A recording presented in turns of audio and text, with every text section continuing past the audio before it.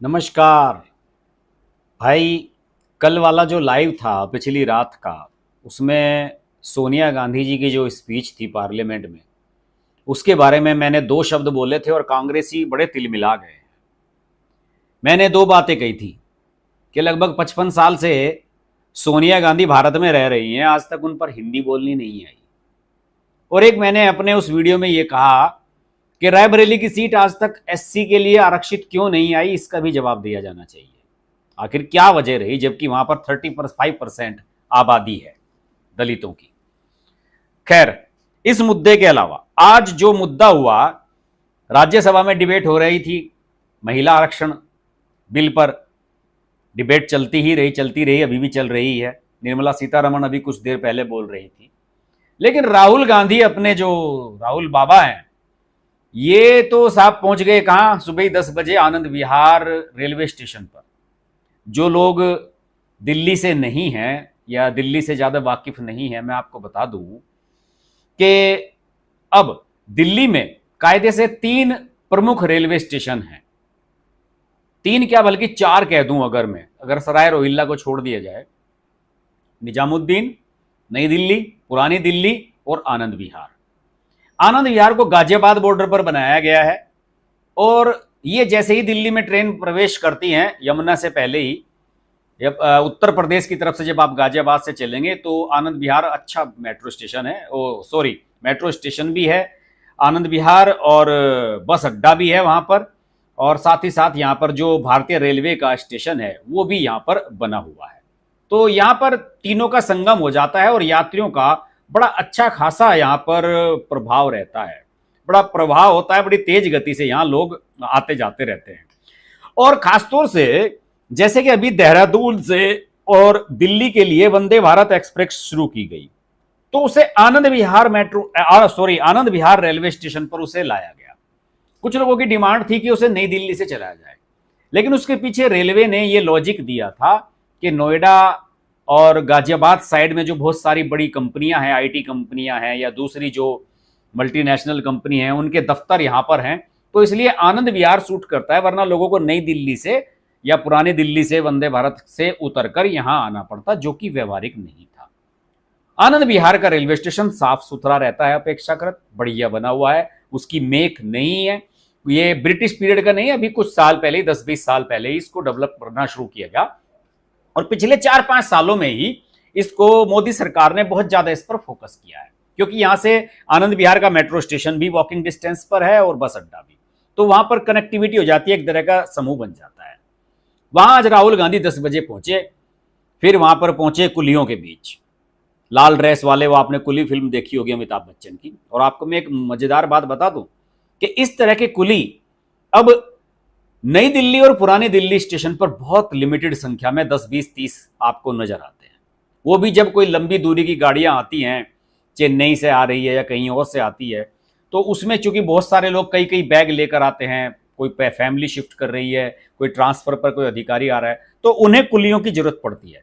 वरना जिनके पास 1-2 बैग है, आजकल पहियों पर खिसकाते हुए सब लोग ट्रॉली बैग रखते हैं अपना, और उसे लेकर सब लोग निकल जाते हैं। तो अब कुलियों की जो भीड़ भाड़ है वो कम है, लेकिन आनंद विहार पर कुली अभी भी इसलिए हैं क्योंकि वहां पर मेट्रो स्टेशन से लोग यहां सामान लेकर आते हैं, यहां से मेट्रो स्टेशन तक जाते हैं, टैक्सी पकड़ते हैं, या फिर बराबर में बस अड्डा है वहां तक जाते हैं। तो कुछ थोड़ी सी ज्यादा मुझे लगता है कि यहां पर उनकी संख्या है कुलियों की। राहुल गांधी पहुंचते हैं, कपड़े पहनते हैं, और लाल रंग की वो जो शर्ट होती है, कुलियों की ड्रेस होती है उनकी, वो पहनते हैं। मैं आपको विजुअल्स उसके दिखाता रहूंगा, आपको देखते रहिएगा। वो सब पहनी उन्होंने, और फिर वो कुछ दूर तक सामान लेकर भी चले। और ये देखिए ट्रॉली उनके सिर पर रख दी गई। अब मुझे पता नहीं है कि इसमें वजन था या नहीं, लेकिन कुछ लोग मजाक बना रहे हैं कि साहब ये 4 पहियों वाली ट्रॉली बैग जो लेकर राहुल गांधी चल रहे हैं, ये फर्जीवाड़ा कर रहे हैं, और ट्रॉली बैग तो वास्तव में सड़क पर खिसकाने वाली चीज है। लेकिन ऐसा नहीं है, अगर आप 3-4 और ट्रॉली बैग आपके पास हैं, तो फिर आपको भी कुली की आवश्यकता पड़ती है। ये चीज है, ये किसी का शायद एयरपोर्ट से कोई बंदा आया था, ये उसका बैग था। फिर उसके बाद राहुल गांधी जिंदाबाद के यहाँ पर नारे लगने लगे, कुलियों के साथ राहुल गांधी ने फोटो खिंचवाए, बहुत कुछ घटनाक्रम चलता रहा। और इसे लेकर सोशल मीडिया पर मजाक चलने लगी। लोग कहने लगे कि साहब ये जैसे गोविंदा थे राजा बाबू फिल्म में, और वो तरह तरह के वेश भरा करते थे, उन्हें बड़ा शौक था। ये सीन वायरल होने लगा फिल्म का कि राहुल गांधी जो है ये बनने की कोशिश कर रहे हैं कि वो किस तरीके से, देखिए वहाँ पर माहौल बनाने की कोशिश की जा रही है कि राहुल गांधी यहाँ देखिए उनके सामने उस तरह की तस्वीरें लगा दी गई। कुछ लोगों ने इनका नरेंद्र मोदी की तस्वीरें लगाकर भी मजाक उड़ाया, वरना यहाँ पर बीजेपी वालों के आईटी सेल ने जो बनाया था उसमें यहाँ पर सब जगह राहुल गांधी की तस्वीरें लगाई गई थी। राजा बाबू जो राहुल गांधी बने थे, वो सॉरी गोविंदा बने थे अपनी फिल्म में। और उसके बाद सोशल मीडिया पर मुहिम चलने लगी। सुप्रिया श्रीनेत का डायलॉग देखिए आप, जो उन्होंने ट्वीट किया तस्वीर के साथ कि हम मेहनत कश इस दुनिया से जब अपना हिस्सा मांगेंगे, एक बाग नहीं एक खेत नहीं, हम सारी दुनिया मांगेंगे। ये मजदूर फिल्म थी, 80s में दिलीप कुमार की आई थी, BR चोपड़ा ने बनाई थी, उसका गाना है, RD बर्मन का उसमें म्यूजिक था और बहुत अच्छा गाना था, महेंद्र कपूर का गाया हुआ, मुझे भी याद है। लेकिन अब राहुल गांधी को ये मजदूरों से जोड़ना इन्होंने शुरू कर दिया है। कल आपको याद होगा कि पार्लियामेंट में, यहाँ देख रहे हैं आप, माइक देख रहे हैं राहुल गांधी का लगा हुआ है, ये बाकायदा जो इनकी रिकॉर्डिंग हो रही थी अच्छी खासी, उस हिसाब से सारी कुछ तैयारी पहले से ही कर ली गई थी। और बताया जाता है कि अगस्त में ही ये तय हो गया था कि राहुल गांधी कुलियों के बीच में जाएंगे, पोर्टर्स के बीच में जाएंगे। देखिए राहुल गांधी के बारे में जो खास बात मैं आज आपको करना चाहूंगा, सोशल मीडिया पर तो बहुत सारी चीजें चल रही हैं। जैसे मैंने उनकी माता जी के बारे में कहा था कि वो कायदे से हैं तो अपनी मां के राजा बाबू ही। उन पर एक और वीडियो आपको दिखाता हूं, जो मनजिंदर सिंह सिरसा हैं, उन्होंने जो बयान दिया है वो जरा मैं आपको वीडियो दिखाता हूं और सुनिएगा जरा सिरसा साहब ने उनके बारे में क्या कहा है। ये वीडियो सबको सुनना चाहिए। मैं समझता हूँ यहाँ ये कुल्लियों का, मेहनत करने वाले लोगों का यहाँ ये मजाक है। वहीं पर मुझे राजा बाबू मूवी याद आती है, जहां गोविंदा कभी डॉक्टर बनता था तो कभी वकील बनता था, कभी पुलिस वाला बनता था तो कभी नेवी का सिलर बनता था, लेकिन अंत में वो राजा बाबू अपनी माता का राजा बाबू रहा। राहुल गांधी जी भी अंत में अपनी माता के राजा बाबू ही रहेंगे। कहते हैं मैं लोगों से कनेक्ट करना चाहता हूं।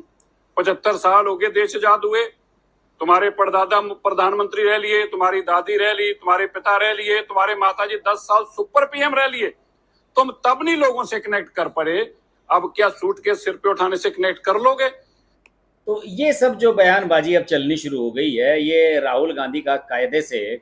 इसमें एक बहुत ही अच्छी ओपिनियन मेरे एक पत्रकार मित्र ने मुझे दी। उन्होंने कहा कि हर्ष जी, आपने कल शायद अमित शाह जी की स्पीच नहीं सुनी। मैंने कहा कि हाँ यार, मैं पूरी स्पीच नहीं सुन पाया। तो उन्होंने कहा कि अमित शाह जी ने अपनी स्पीच में ये कहा कि राहुल गांधी की जो स्क्रिप्ट होती है, इनकी भाषा बोलने का तरीका और जिस तरीके से ये लोगों के बीच में जा रहे हैं, ये स्क्रिप्ट इनकी कायदे से NGO वाले तैयार करते हैं। आप जानते होंगे NGO वाले कौन है? सिविल सोसाइटी वाले लोग हैं, जॉर्ज सोरोस वाले लोग हैं। इन्हीं लोगों ने प्रोग्राम बनाने शुरू कर दिए थे किसान आंदोलन के, कि आज ये करा जाएगा, आज हम ऐसा मार्च निकालेंगे, आज हाथ में हाथ लेकर मानव श्रृंखला निकालेंगे, आज हम कैंडल मार्च निकालेंगे, प्रोटेस्ट करेंगे, जिससे कि मीडिया का अटेंशन हो, लोगों का ध्यान इस तरफ जाए। तो अमित शाह ने सारे की सारी बातें उसी पर मार दी थी कि साहब इनके जो कार्यक्रम है वो NGO पर तय करते हैं। और राहुल गांधी छोड़कर भाग लिए थे वहां से। जब अमित शाह ने उन पर हमला बोलना शुरू किया कल पार्लियामेंट में, तो राहुल गांधी वहां से छोड़कर जाने लगे थे। इन ये एंटाइटलमेंट की राजनीति है इनकी।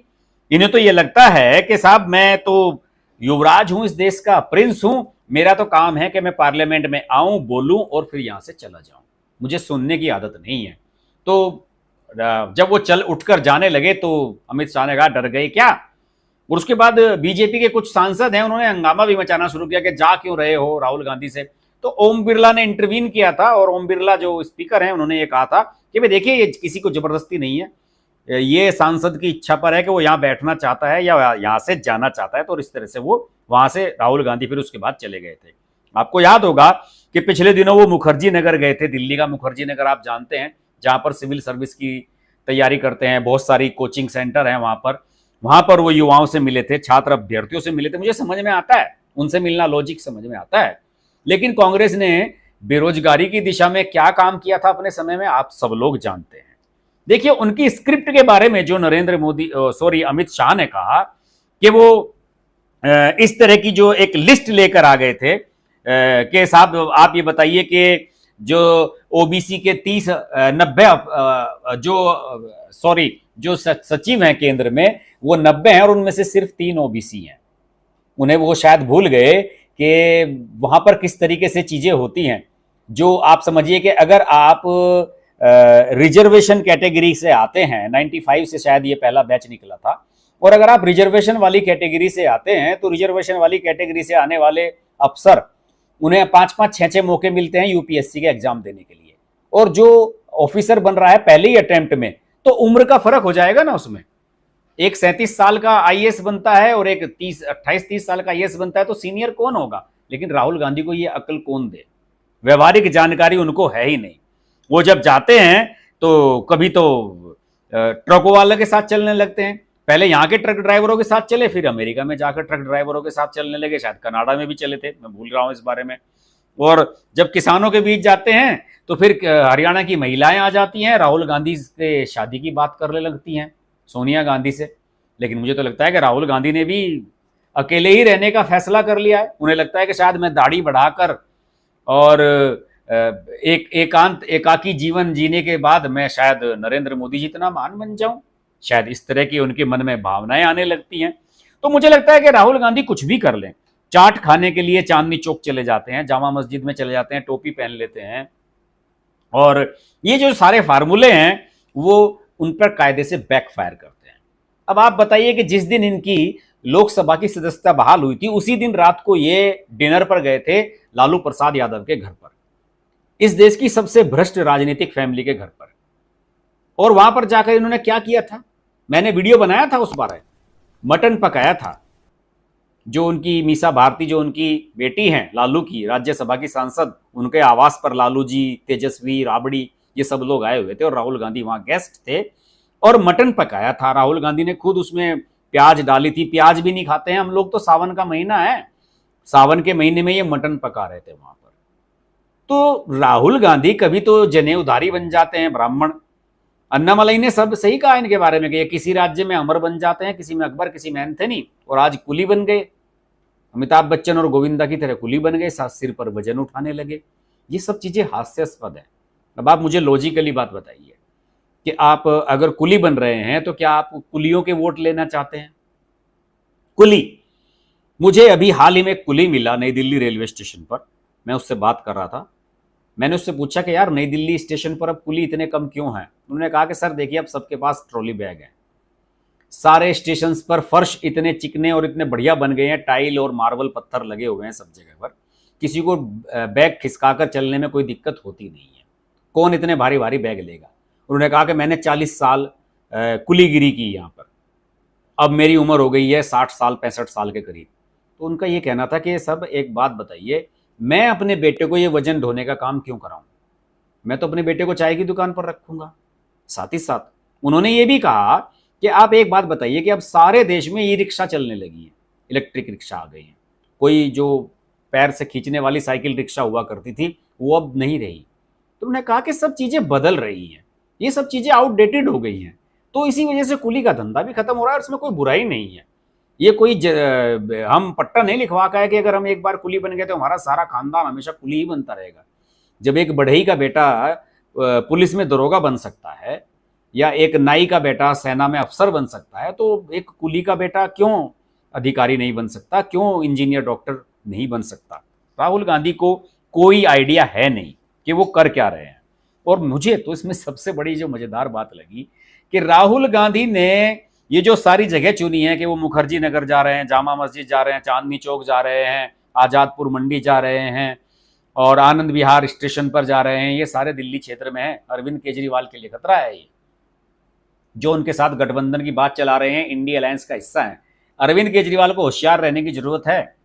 यहाँ पर जो राहुल गांधी हैं, जनता के बीच में अगर पैठ बना रहे हैं, इससे अगर बनती है तो सबसे ज्यादा नुकसान यहाँ किसे होगा आप बताइए? अरविंद केजरीवाल को, जो इस समय यहाँ के चीफ मिनिस्टर हैं और एब्सोल्यूट मेजोरिटी की उनकी यहाँ पर सरकार चल रही है। जब राहुल गांधी लेह लद्दाख जाते हैं तो चाइना का मुद्दा उठाते हैं, लेकिन जब वो दिल्ली में घूमते हैं तो वो दिल्ली के युवाओं की और यहाँ के जो गरीब मजदूर हैं उनसे जुड़ी हुई बातें करती हैं। तो आप समझिए कि वोट बैंक पॉलिटिक्स कहाँ पर ज्यादा कनेक्ट होती है। चीन के मुद्दे पर कोई वोट नहीं देने वाला है उन्हें, लेकिन जिस मुद्दे पर वो लोगों से यहां मिल रहे हैं, अपना आउटरीच कर रहे हैं, लोगों से संपर्क कर रहे हैं दिल्ली में, शायद उसका फायदा उन्हें मिल जाए या कांग्रेस को यहां पर मिल जाए। ये केजरीवाल के लिए खतरे की घंटी हो सकती है। मुझे नहीं लगता कि बीजेपी को इससे कोई दिक्कत होने वाली है। वो घूमते रहे, चले जाए। मैंने आपको बताया कि जहां तक हिंदुओं की बात है तो ये सब चीजें बैकफायर करती हैं कि आप सावन के महीने में मटन पकाकर खा रहे हैं। वीडियो कब रिलीज करते हैं? जब दोनों सावन इस बार के खत्म हो गए, उसके बाद वीडियो रिलीज करते हैं, क्योंकि आपको शर्मिंदगी है, आपको आभास हो रहा है कि आपने गलती की है। ये सब चीजें राहुल गांधी को कौन बताता है? उनके सलाहकार उन्हें बरगला रहे हैं, उन्हें कंफ्यूज कर रहे हैं। वो ये भूल जा रहे हैं कि इस तरीके से राहुल गांधी की इमेज नहीं बन सकती। अगर उन्हें रेलवे स्टेशन पर जाना था, कनेक्ट करना था, केरल के किसी रेलवे स्टेशन पर जाते। क्या वायनाड, जहां के वो सांसद हैं, वहां पर क्या रेलवे स्टेशन नहीं है? वहां जाना चाहिए था। दिल्ली में क्यों गए? आनंद विहार स्टेशन पर क्यों गए? ये एक बहुत बड़ा सवाल है। राजनीति के हिसाब से जरा इसके संभावनाएं देखिए। ये एक तरीके से अंदर खाने अरविंद केजरीवाल को काटने का एक मकसद मुझे तो सिर्फ इसमें नजर आ रहा है। बहरहाल फिलहाल यही मुझे नजर आया कि राहुल गांधी जो अब कर रहे हैं, ये पिछले 5 साल से कर रहे हैं, और 2024 के लोकसभा चुनाव के नतीजे जो आने वाले हैं उसके बाद भी यही करने वाले हैं। ये भूल गए कि पिछले 5 साल में इन्होंने जो इतने काम किए, गुजरात गए तो जनेऊधारी बन गए, पता नहीं क्या क्या करने लगते हैं ये। जैसे कि अन्ना मलई इनके बारे में कहते हैं कि ये अमर अकबर एंथोनी है, कभी कुछ बन जाते हैं, कभी कुछ बन जाते हैं। तो उस लिहाज से आप देखिए कि राहुल गांधी किस दिशा में जा रहे हैं। उनकी कोई दिशा ही नहीं है।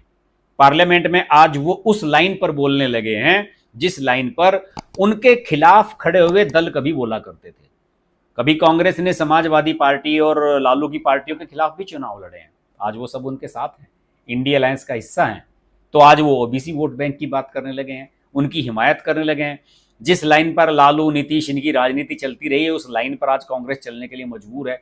तो राहुल गांधी ये भूल रहे हैं कि वो किन सिद्धांतों की बात करती थी उनकी पार्टी जिसने कभी जीवन में ओबीसी वोट बैंक को फोकस नहीं किया। आज ओबीसी वोट बैंक पर आपको बोलना पड़ रहा है, पार्लियामेंट में खड़े होकर आपको अधिकारियों की लिस्ट लहरानी पड़ रही है, बिना किसी ज्ञान के बोल रहे हैं।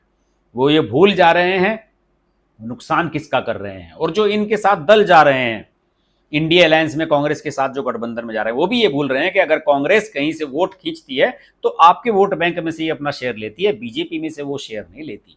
कांग्रेस का वोट बैंक छीनकर ही लालू मुलायम इतने सब बड़े बने थे। तो राहुल गांधी खुद भी कंफ्यूज हैं, उनके सलाहकार बहुत बड़े कंफ्यूज है, और उनकी जो ये फोटो अपॉर्चुनिटी है जाकर सेल्फी खिंचवाना और ट्रक ड्राइवरों से मिलना, इससे कुछ होने वाला नहीं है। जमीनी लेवल पर इनसे कुछ होने वाला नहीं है। कायदे से तो इन कुलियों को, इन ट्रक ड्राइवरों को सवाल पूछने चाहिए कि आप लोगों की सरकार इतने साल रही इस देश में, फिर भी हम 40 साल से कुलीगिरी क्यों कर रहे हैं। सवाल तो उन लोगों से ये पूछा जाना चाहिए।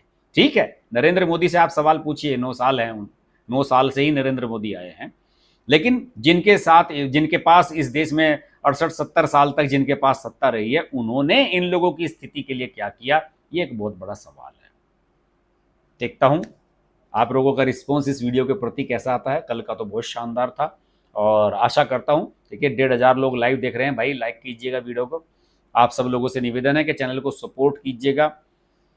पेपाल के माध्यम से अगर विदेश में रहते हैं और अगर भारत में रहते हैं तो नीचे डिटेल्स चल रही हैं, बैंक डिटेल्स दी गई हैं, IFSC कोड है, गूगल पे ID दी गई है। आप उन सब के माध्यम से भी हमें कंट्रीब्यूट कर सकते हैं, और आपके कंट्रीब्यूशन की और आपके सपोर्ट की हमें हमेशा आवश्यकता बनी रहती है। आपसे फिर मुलाकात होगी, तब तक के लिए नमस्कार।